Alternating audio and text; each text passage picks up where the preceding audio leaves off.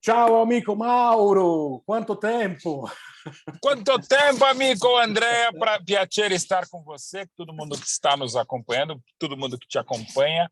E uma das pessoas que eu conheço que mais conhecem, não só do calcio, mas também da Itália, da comida, da bebida, de como fazer a melhor culinária do mundo, do melhor país do mundo. Eu sei que sou um pouco suspeito, sou bisneto de italianos, eu sou mezzo italiano, mezzo tedesco. Mas a parte italiana, não só por ser palestra, é um pouquinho mais forte em casa, até porque minha nona, por parte de mãe, claro que é o lado italiano da família, é o lado de mãe, o lado alemão é o lado de pai. A minha nona, ela se chama Itália-Roma, né? Então, para você ter uma ideia do nível de italianismo da família. E sempre deixando muito claro, na Itália eu sou no tifoso de Palestra, ou seja, do Palestra Itália, mas tem algumas afinidades. Até tenho feito um trabalho bem legal já há algum tempo com a Internazionale aqui no Brasil, um trabalho de curadoria, de conteúdo tal, da história riquíssima da Inter. Eu tenho uma afinidade, eu diria, com a malha da Inter, que eu acho a camisa mais bonita do mundo, azul e preta. A segunda mais bonita talvez seja da Roma, né, a giallorossa, e tem afinidades na Itália e no mundo, para deixar muito claro, com equipes, mais do que com clubes. Então, sempre fui enamorado pelo Maradona e pela aquela paixão napolitana, que é um dos 4 cantos de onde vive a minha família, ali da região de Salerno. Me encantei com aquele time, respeitava e me encantava com o Milan do Sacchi, alguns momentos da Juve nos anos 70, por exemplo, nos que me encantaram muito, a Juve do Platini. Então, tem momentos, assim, tenho me encantado muito com a Atalanta, com o Sassuolo, ou seja, o Parma, evidentemente, na época do Palestra, eu não chegava a torcer, mas gostava, e às vezes torcia para que o Parma estivesse bem, para não levar os jogadores que a Via Láctea da Parmalat havia montado de 92 a 2000. Então, assim, na Itália não tem uma torcida, tá? Para deixar muito claro. Mas eu tenho uma afinidade, talvez, de cores com a Internazionale, e agora até profissional, mas, sobretudo, é uma paixão indômita pelo calcio, pelos portieri italianos. Para mim, o maior portieri da primeira leva é o Dino Zoff, de todos os tempos, porque eu acho que até os anos 80 você fala de goleiros. Depois os caras são mais altos, são mais fortes, são mais preparados, são mais resistentes, é uma outra coisa. Como outra coisa, nunca vi nada melhor que o Buffon. Então, assim, sou fanático pela Itália, se tivesse um lugar na vida para morar, seria na Itália. Um só tipo de comida das tantas seria a Itália, um tipo de bebida seria a Itália, e como eu não gosto de doce, mas sou apaixonado por gelato, não preciso dizer mais nada, né, André? Até porque já disse muito. Mauro. Muito bem. Como sempre, muito ocupado, mas deixando um momento aqui para voltar a conversar um pouco sobre o que a gente gosta demais, né? Conversar sobre futebol, histórias do futebol, né? E aí você falou de Dino Zoff, né? Quase arrepiei aqui, porque é um grande, né? Dino Zoff é um grande. E aí eu te pergunto, né? Assim, só para não ser polêmico, não, né? Mas eu sempre tenho amigos do canal que ficam me falando assim: a Itália 82 não vale, porque. Calma, como é que tá? Eu tinha 17 anos, você tinha, acho que não tinha nascido. Então. Estava com 15, ia fazer 16. Ia fazer 16 de 82. Eu lembro que a Itália, naquele famoso jogo, não jogou, digamos assim, o jogo mais brilhante de todos os jogos da história do futebol mundial, mas foi um jogo inteligente, um jogo com. Só que eu sou bombardeado, né, por várias. Não, mas a Itália pode jogar 100 vezes, 99 ganha o Brasil, uma vez ganha a Itália. Não sei. Eu, ao minhas dúvidas, mas eu pergunto aqui para a enciclopédia futebol, né? Metade italiano, metade alemão e 90% brasileiro. Mas, enfim, o que você acha? Essa polêmica procede? Procede, André. Eu vou dizer até um dos meus 22 livros, o livro talvez mais futebolístico e, como diz Dona Lucila, filha de Itália Roma, o livro mais chato dos 22 que eu publiquei. É uma encomenda da Contexto Editora, já fez agora 10 anos, 11 anos, chamada As Melhores Seleções Estrangeiras de Todos os Tempos. Eu não sou favorável ao título, mas como eles me convidaram, tal, que para mim seriam as melhores seleções estrangeiras de Copas do Mundo. E por que estrangeiras? Porque tem um livro assinado pelo caríssimo Milton Leite, que são as melhores seleções brasileiras de todos os tempos, e no livro do Milton Leite tem a de 62, e claro, eu resolvi, como contexto, pegar todas as seleções campeãs do mundo, e o livro foi lançado antes da Copa de 2010, então, portanto, tem depois a Espanha, um capítulo à parte no Hot Site sobre a Espanha de 2010, e um capítulo que eu publiquei até no meu blog na TNT Esportes, esse capítulo completo no passado. E tem um capítulo, o da Itália, eu escolhi, evidentemente, a Itália tricampeã de 82, porque eu fiz questão de colocar as seleções que não deram certo, e não podia botar o Brasil de 82, que está no livro do Milton Leite, mas tem a Holanda de 74, tem a Hungria de 54, e eu peguei da Hungria para frente, de 54 para frente, porque você tem imagens, né? Eu não podia falar da equipe bicampeã de 34 e 38, porque você não tem imagem, tem pouquíssimas. A Hungria, você não tem os jogos completos, mas tem grandes momentos, e tem quase que o jogo completo do Match of the Century de 53 em Wembley, aquele 6-3, tem muitas imagens do 7-1 de março de 54 em Budapeste, então dá para dizer, dá para ter um apanhado histórico daquela Hungria, e eu publiquei. E esse livro que eu fiz com a ajuda de queridíssimos companheiros como André Rocha, o Dassler Marques e o saudoso Gustavo Roman, com os arquivos implacáveis de imagem do Gustavo Roman, eu revi todos os jogos da Itália de 82, né? E já tinha visto na época, foi uma Copa que eu vi inteira, eu tinha 15 anos de idade, e já havia revisto, é o jogo que eu mais revi na vida, ou que mais vi, o Sarriá de 5 de julho, os 3-2, para tentar entender muitas vezes o inexplicável, mas sempre fazendo a ressalva que eu coloco nesse livro da Editora Contexto. Para mim, em termos de beleza, de gosto e talvez de justiça, entre aspas, do futebol, a Itália tinha que ter ganhado a Copa de 78 e o Brasil teria ter vencido o Brasil de ter a Copa de 82. Mas acontece. Mas é isso que você colocou, é fundamental. E se eu digo que a Itália de 78 deveria ter ganhado a Copa na Argentina, porque inclusive ganhou na fase de grupos da Argentina por 1-0 o gol do Roberto Bétega. Do Bétega, do Russo. Foi do Bétega.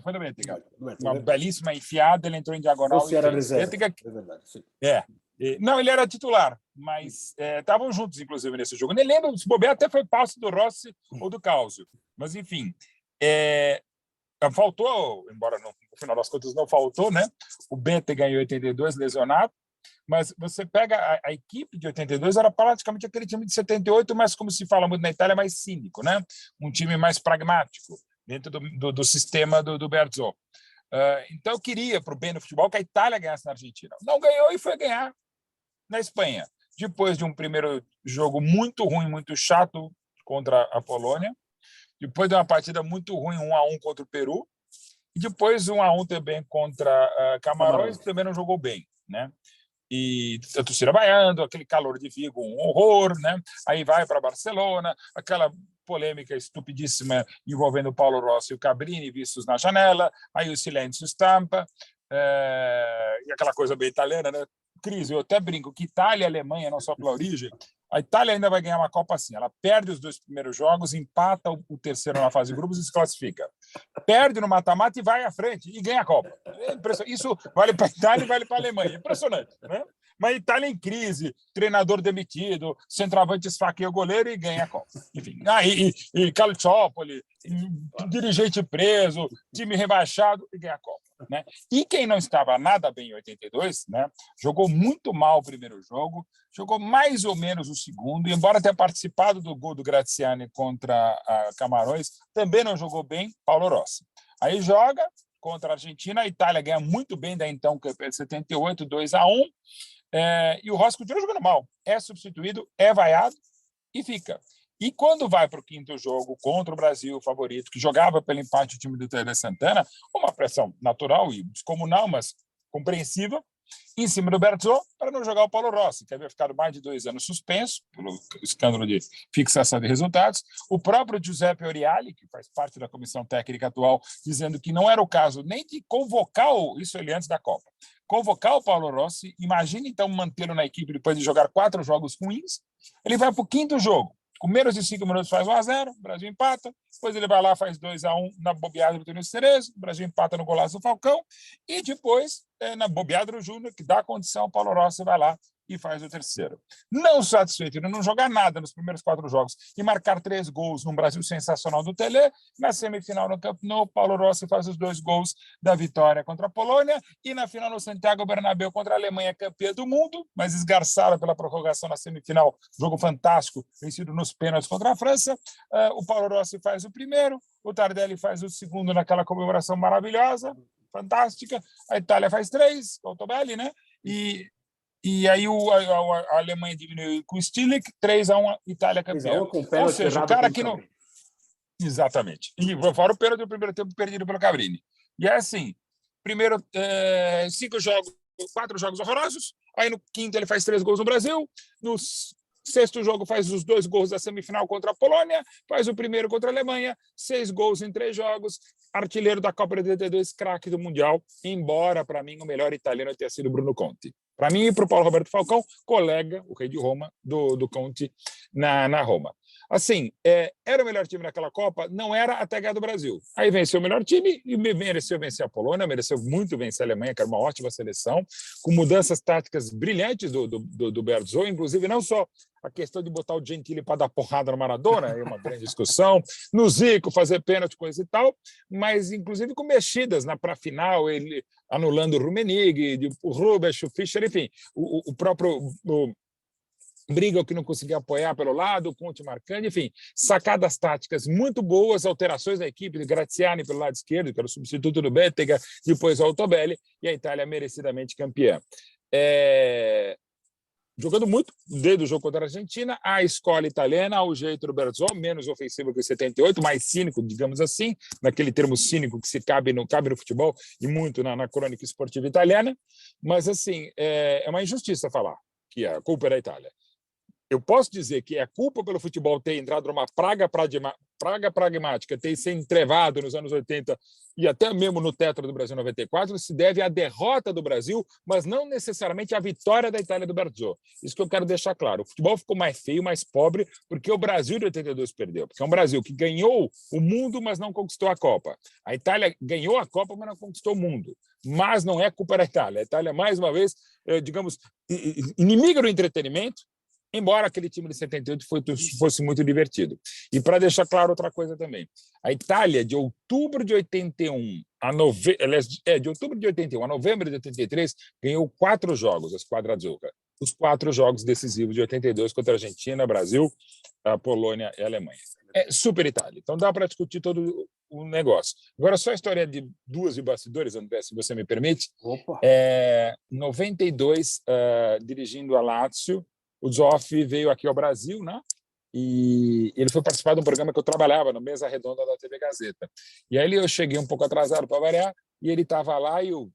Minha pena que eu não tenho foto, não tinha que levar uma camisa. Aliás, meu sonho de consumo sempre foi a camisa cinza dele na Itália, maravilhosa, para mim a mais linda de todas, também porque era um goleiraço. Eu tenho a camisa dele da Juventus, daquela site internacional Tofts, é maravilhoso e tal. E aí eu peguei as mãos do Zoff, né? E aí falei em italiano para ele que, pô, essas mãos, ao mesmo tempo que são as mãos que eu acho que melhor defenderam bolas na história do futebol, me deixaram triste como brasileiro, mas como bisneto de italiano, deixou a minha família, a minha mãe torceu pela Itália, sempre torceu pela Itália, mesmo contra o Brasil, a minha mãe e as irmãs dela, filhas da Itália-Roma. E eu falei, essas mãos nos infelicitaram muito, mas você foi um goleiro maravilhoso, com 40 anos e 5 meses capitano, erguendo. E isso era 10 anos depois de 82, né? E aí ele pegou e respondeu num português fantástico. Eu falei, algumas pessoas já disseram isso sobre a tristeza, mas é a primeira vez aqui no Brasil que alguém disse também que, né, que eu fui esse goleiro todo, que eu não fui. Eu falei, não, você foi e tal. Uma simpatia espetacular. Muito e aí, muito emocionante. Né? Muito, muito. E desse time, depois eu só encontraria... Até eu dirigi um documentário em 2014 dos 100 anos da seleção brasileira para a National Geographic, mas a entrevista com o Paulo Rossi foi feita na Itália e eu não pude fazer, com um companheiro meu. Mas na final de 2006 em Berlim, antes do jogo, estou lá tomando água, eu saio, a pessoa que está atrás de mim era o Paulo Rossi. Esse eu tirei foto, eu preciso achar. Eu falei, Paulo, me despiate, eu sou brasileiro, mas... Estou hoje, claro, torcendo muito pela Itália contra a França, sou bisneto de italiano, coisa e tal, mas em 5 de julho, aí ele começou a rir, fez assim, né? E todo mundo fala, o Júnior postou uma foto recentemente agora, o Falcão falava, todo mundo que conviveu com o Paulo dizia do carinho, e várias vezes ele veio ao Brasil, né? E na biografia dele também, várias histórias, e nesse documentário que eu dirigi também, um carinho, um respeito monstro, né? E o Paulo Rossi, ele só na história, ele foi menos incisivo para a seleção brasileira que o Zidane, porque o Zidane foi em 2 Copas, 98 e 2006, naquela própria Copa na Alemanha em 2006. Mas assim, eu tive o privilégio de encontrar com 2 dos feitores, né? Zoff e o Paulo Rossi, mas eu vou dizer, de novo, para mim, daquele time do Bearzot, quem melhor jogou para mim naquela Copa foi o Bruno Conte. Desculpa, e falando muito, mas sempre lembrando, até porque é fundamental no golaço do Tardelli, o Scirea, cara, eu era alucinado pelo Scirea. a ponto de eu comparar muitas vezes com o Baresi, mas aí conversando com o Zico, com o Falcão, com o Júnior, eles me fizeram ver que o Baresi foi mais do que o Scirea. E convenhamos, ser mais do que o Franco Baresi não é para qualquer um, é só para um Gaetano Scirea, que foi um maravilhoso capitão, e com a bola mais à frente era mais incisivo que o espetacular Franco Baresi. Dois que nos deixaram, né? O Scirea de forma trágica com o acidente automobilístico, Sim, muito tempo 89. atrás. E muito recentemente o Paulo Rossi, né? Com Pois é. doença daquelas que não deixa. E eu fiquei triste, como muitos italianos, que durante o sorteio da Copa do Catar foram lembrados, né? Os jogadores que faleceram esse ano, era Müller, mas esqueceram do Paulo Rossi. Fizeram agora uma emenda, né? Que, como se diz aqui em português, fica pior que o soneto. Não tenha dúvida, não tenha dúvida. Mas foi um soneto trágico para o futebol brasileiro. Enfim, mas o grande Paulo Rossi, a sua simpatia como comentarista esportivo. Ele tinha esse acento toscano, ele é de Prato, né? Cidade muito próxima de Firenze. E esse acento toscano que sempre me faz sorrir um pouco, porque quando eu falo toscano, me parece que é o italiano normal. Quando eu escuto os outros falarem toscano, eu falo, nossa, mas esse cara tá falando esquisito, né? E você sabe até eu sou, né? Sou de 4 lugares, né? Um é Salerno, como eu falei, na verdade é uma cidadezinha da província de Salerno. Aí eu tenho de Camaiore, que é província de Lucca. Aí eu tenho meu Deus, nossa, que é a terra, inclusive, da mãe da minha mulher, meu Deus.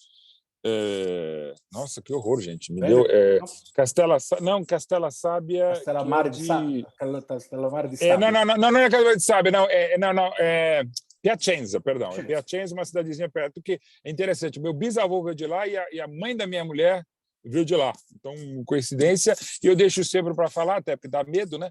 Eu tenho um lado calabrês também terrível, né?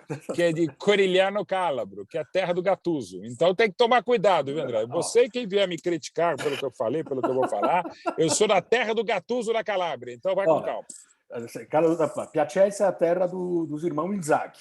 Então, exatamente. Bem, né? A terra de artilheiros. A Camaiore é da terra do Puccini, grande mestre da cidadezinha, onde meus pais vão para a praia todo ano, que é a praia dos fiorentinos, né? Lindo de Camaiore. Então, lá em Torre del Lago tinha uma casa. Como é lindo italiano.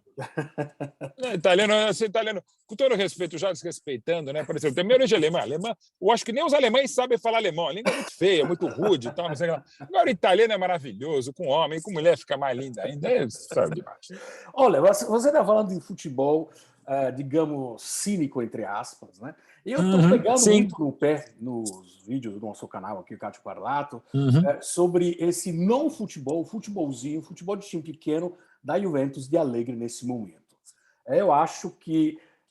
eu tenho a minha teoria, que é totalmente assim fantasiosa, mas é o seguinte, o Allegri foi contratado, tinha o Cristiano Ronaldo, o Allegri fala assim, bom, beleza, eu tenho 20, 30 gols já em casa, agora, outra coisinha assim, né, ganhando todo o salário que ele ganha, o maior salário de treinador na Itália nesse momento, eu tranquilo.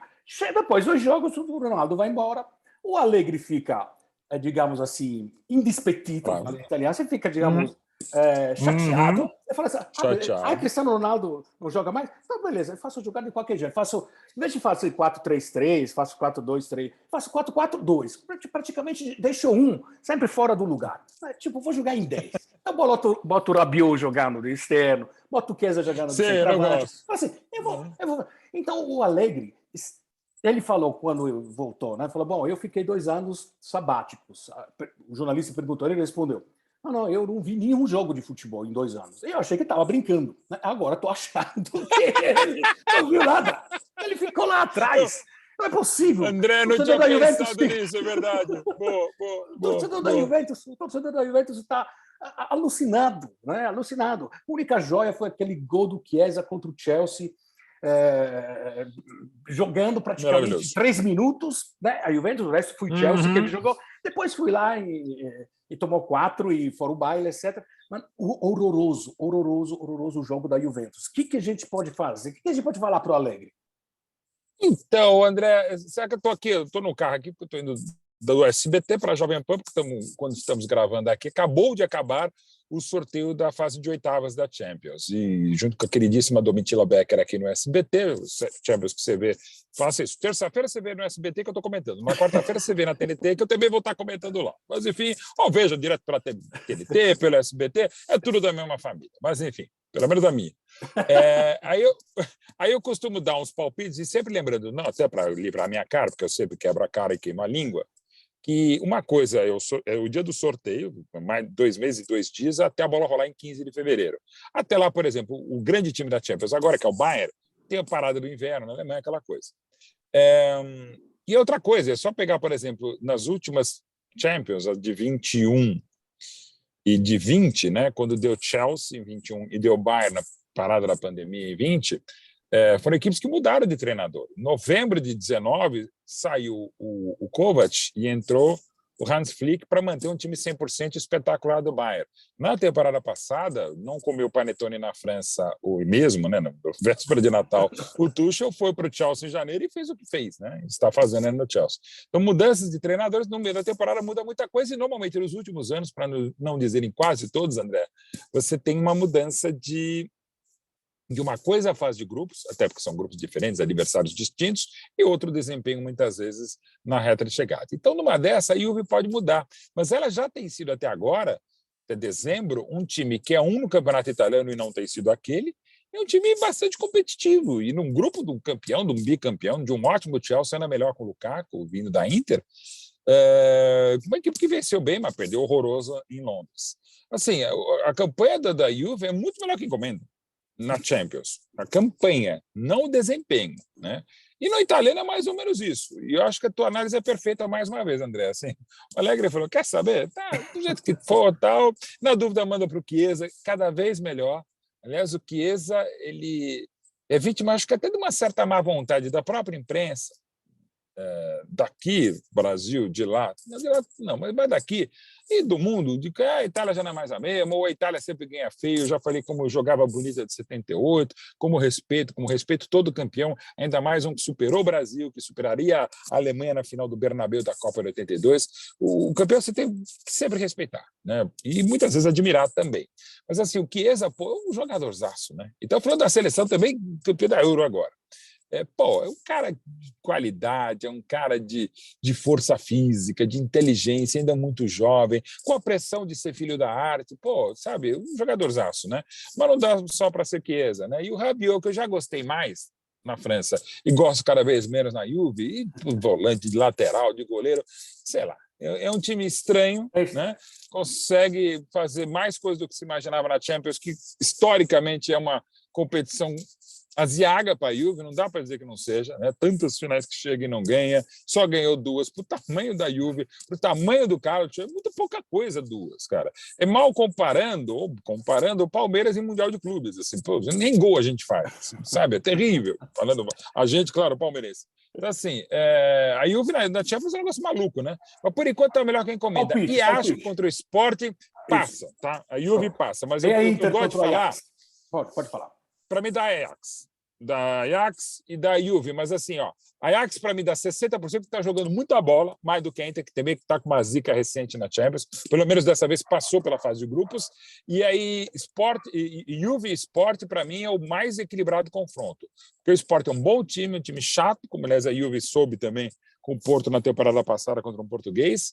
Não significa a mesma coisa, apenas uma mera coincidência geográfica, nem mesmo futebolística, mas a Juve eu não vejo, eu não sinto segurança. Então eu vou dar 52% para a Juve e 48% para o Sporting e dou 60% para um trabalho magnífico, mais um de reconstrução do Ajax do Ten Hag. Por isso que eu acho que passa aí, Ajax. Um jogo muito bonito, imperdível. Sim. Já reserva, já pede lá para fazer esse jogo. Não, torcer que sim. Vai depender, claro, terça-feira, então você já sabe, SBT, quarta-feira TNT na Champions. Para te deixar liberar aí, porque... Não, por mim, você sabe, aliás, já assumindo o compromisso. Hoje... Estamos aqui. Depois, a hora que fizer com você, eu aprendo demais. É um piacere estar com você, parceiraço. Obrigado. Sempre. E quero falar bem de Calcio e de Itália, a gente fala sempre. Então, vamos fazer outros papos também, André.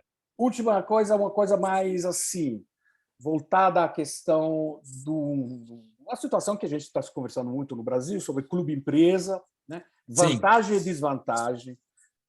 Vejamos hoje só Palmeiras e Flamengo gerenciados de uma forma. Temos, por exemplo, eu levo muito o exemplo do Bragantino, que não é mais de Bragança, né? Agora o que significa perder a identidade. Tem vários aspectos.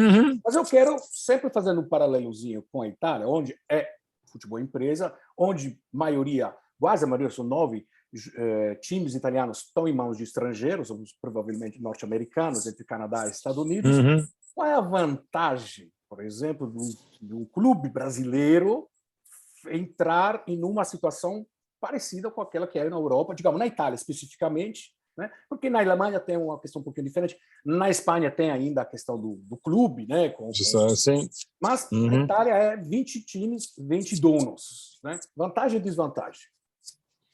Então, como eu não entendo de mercado nenhum. Assim, o cara que entende de economia era o meu pai, entende muito mais de jornalismo e economia de vida do que eu, mas enfim, não está aqui para me dar essa orientação. Mas até pegando coisas dele e de outras pessoas, claro, até mais aficionadas ao futebol, que entendem o negócio, eu acho que o melhor, não só nisso, mas em qualquer área de atuação, é quando você tem um equilíbrio, né? Nem tanto de um lado, nem tanto do outro, a virtude está no meio ou no equilíbrio, até como... Espera aí que entrou a ligação aqui. Voltamos. Assim, eu até costumo falar que eu sou muro bético, sou muitas vezes indeciso, e também porque acho que em cima do muro a gente vê os vários lados da questão. Eu sou assim reticente em relação a algumas coisas, mas também tento ser pragmático, né? Aliás, como o Cálcio. Assim, muitos clubes já têm dono, ou já tiveram. Pegando aqui o exemplo brasileiro. O Vasco do Eurico Miranda, vice-presidente, o presidente plenipotenciário. O Corinthians, o Alberto do Alibe. O São Paulo, nos últimos anos, o Juvenal Juvencio. O Santos, do Marcelo Teixeira. O Cruzeiro, da família Perrella. O Palmeiras, o Mustafa Contursi. E se você for ver, grandes conquistas em todos eles, né? Mas o continuismo, para mim, sempre detestável. E eles eram donos sem poderem serem donos. Às vezes até legitimados por mudanças estatutárias no Conselho Deliberativo, mudanças legais, mas eu usei o termo legitimado, não quero usar, mas para mim ilegítimas, né? Até por conta do continuismo, né? E quase todos acabaram sendo depostos ou rebaixados, como várias ditaduras, vários continuismos em outros campos mais importantes, né? Embora aqui estejamos falando de futebol. Você pega o exemplo da grande liga dos últimos anos, a Premier League, também os donos estrangeiros, com as características próprias de futebol inglês e italiano, embora haja evidentemente muita proximidade, até para os homens inventar aquela coisa, ficaram durante décadas sem fazer o que saber fazer com a bola o English team, os times ingleses, mas desde a Premier League começaram a refundar o futebol e agora, inclusive, não pelo Southgate, mas por muito investimento, tem uma geração muito talentosa que pode até ganhar a Copa num continente, digamos, neutro futebolisticamente, como vai ser a Copa do ano que vem no Catar. Eu gosto de pensar que com muito dinheiro e investimento sério, você faz as coisas boas, e não só no campo de jogo em outras. Mas me dói mesmo de coração por um certo saudosismo, ou, digamos, eu tenho saudade, mas não sou necessariamente saudosista, que às vezes o dono fica tipo a família Glazer no United desde 2005, fala, quer saber? Aqui tá legal, mas dane-se aqui, vamos tentar faturar aqui, vamos lá para o nosso hot dog aqui nos Estados Unidos, com um certo preconceito da minha parte, tal, com todo respeito, já desrespeitando como sempre, tal, mas assim, fica um negócio meio dissociado, né? Não, eu quero fazer assim, dane-se. Não, cara, não é dane-se, não. Isso vale para quem compra o clube, que seja torcedor do clube, muitas vezes, claro, na maioria, seja compatriota, né? Um italiano, por exemplo, comprando um clube na Itália, ou venha de fora, não importa. O que importa é que faça um bom trabalho, que às vezes mesmo com dinheiro você não consegue, é só ver o que nem sempre estão conseguindo, ou ainda não conseguiram, em termos de objetivo, Manchester City, desde 2008, o pessoal dos Emirados Árabes apoiando, bancando, e como desde 2011 é o Paris Saint-Germain, aliás, tenho a honra de ser um dos embaixadores, trabalho parecido que eu faço com a Internacional, eu faço também como embaixador das academias do Paris Saint-Germain, do programa My Pérez aqui do PSG no Brasil. Então, assim, não é o dinheiro que não compra a felicidade, mas compra algumas facilidades, e faz um time quase capelão, no caso do Paris, com Messi, Neymar e Mbappé. Mas, assim, eu aceito, eu entendo, embora você possa discutir muito, por exemplo, a aquisição pela família real da Arábia Saudita do Newcastle na Inglaterra, aí você pode e deve discutir muito até pela questão política, e não só política, a questão humanitária, que está acima da política e de qualquer coisa, né? Mas, assim, mas eu sou totalmente refratário. Eu pego o próprio exemplo da Inter, que passou de mãos de grandes magnatas de fora, que às vezes não é legal. Você, além de não ter uma identidade de sair a família Moratti, você perde, pô, da Indonésia, sul da China, e não é preconceito, é apenas uma constatação. Como o Chelsea mudou de patamar, claro, desde que comprado em 2003 pelo russo Roman Abramovich, mas, assim, para alguns casos, ok, você está num nível que nunca teve o Chelsea, que nunca teve o Manchester City, e o Paris Saint-Germain, por ser um clube de apenas 51 anos, sempre teve. Ele, aliás, foi fundado por 3 pessoas, grandes empresários, que fizeram aquilo, um baita negócio, acredito eu, e agora mais negócio ainda, né? Então é um pouco diferente, mas você pega associações centenárias, e aí não é para dizer que só centenários são legais, que os atuais são modinhas, não é isso. Você pega, por exemplo, o exemplo da Inter, do Milan e das grandes associações esportivas italianas, é complexo ter de fora. E até por um sentimento que tem que se respeitar e muitas vezes não compreender, de você ver um cara de fora, o Calcio, um país tetracampeão com tanta tradição, é muito complicado. O melhor dos mundos, eu diria, André, se você conseguir manter, digamos, uma administração severa, com compliance, com todas as normas mais modernas, boa acepção de moderna, porque nem tudo que é moderno é melhor, mas, enfim, nem tudo é uma evolução.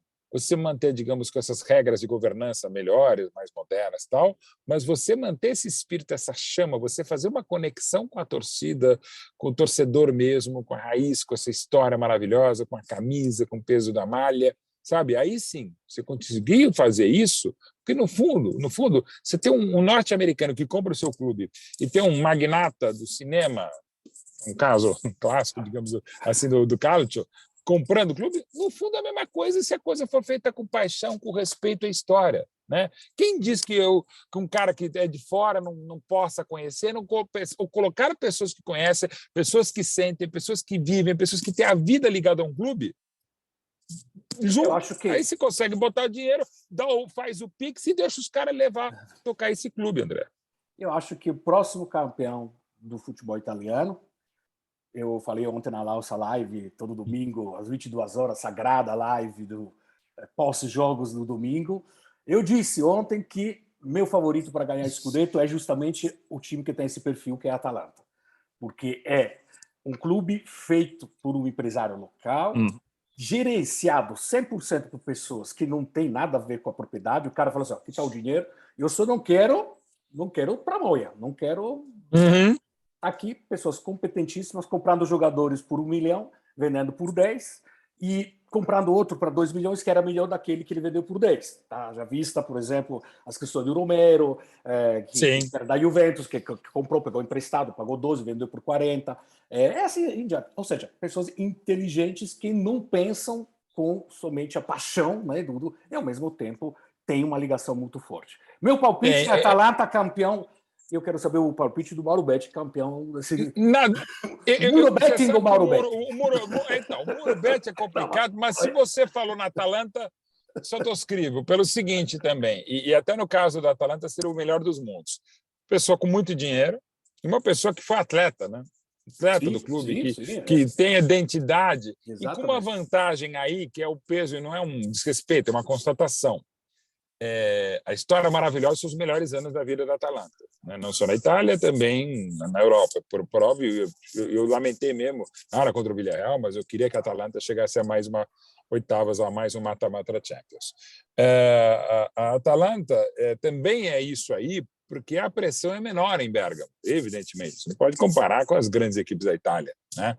Tem a pressão do tifoso, aliás, o próprio nome já diz, né?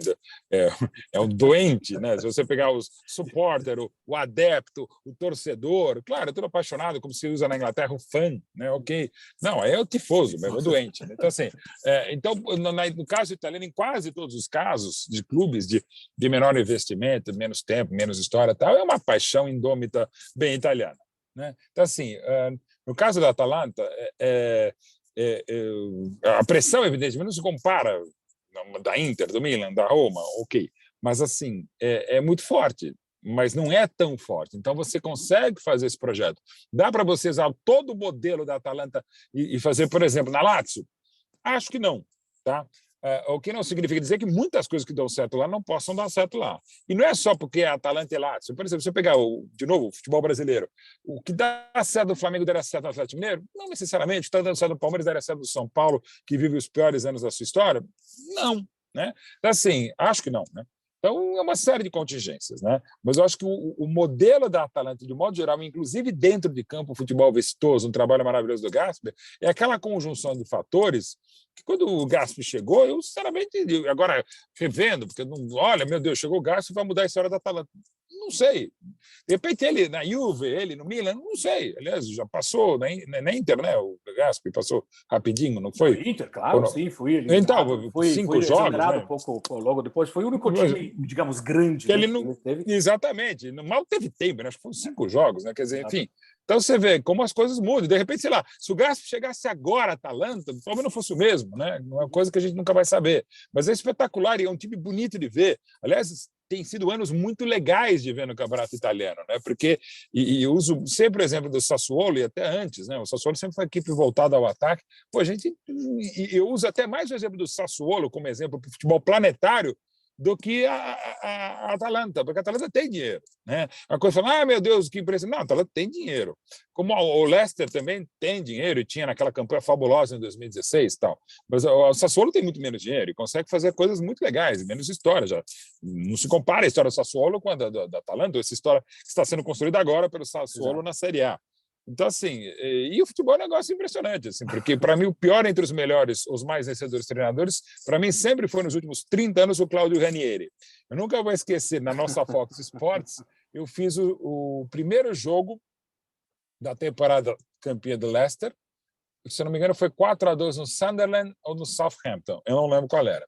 Mas eu fiz esse jogo com o grande Marco de Vargas, aí no comentário inicial, antes de a bola rolar, na primeira rodada da Premier League, eu falei, olha, o Ranieri veio depois da temporada bizonha, mais uma, até gratuito no comentário assim, na seleção da Grécia, chegou no final, conseguiu salvar o Leicester do rebaixamento, mas acho que esse ano ele não salva, não. Acho que é um grande favorito ao rebaixamento, o Leicester, que acabou campeão da Premier League. Ou seja, não posso falar nada, e depois, quando o Ranieri trouxe o André Bocelli para cantar Pronto, lá, é isso falo aí. ainda menos. É isso aí. Mauro, como sempre, enorme prazer falar com você. É um poço de sabedoria e de alegria. E vai, um assunto puxa o outro, a gente faria 7 horas aqui. Mas faremos próximas. É isso aí. Te abraço virtualmente. Muito, muito obrigado. Bom trabalho e até logo. Bacione.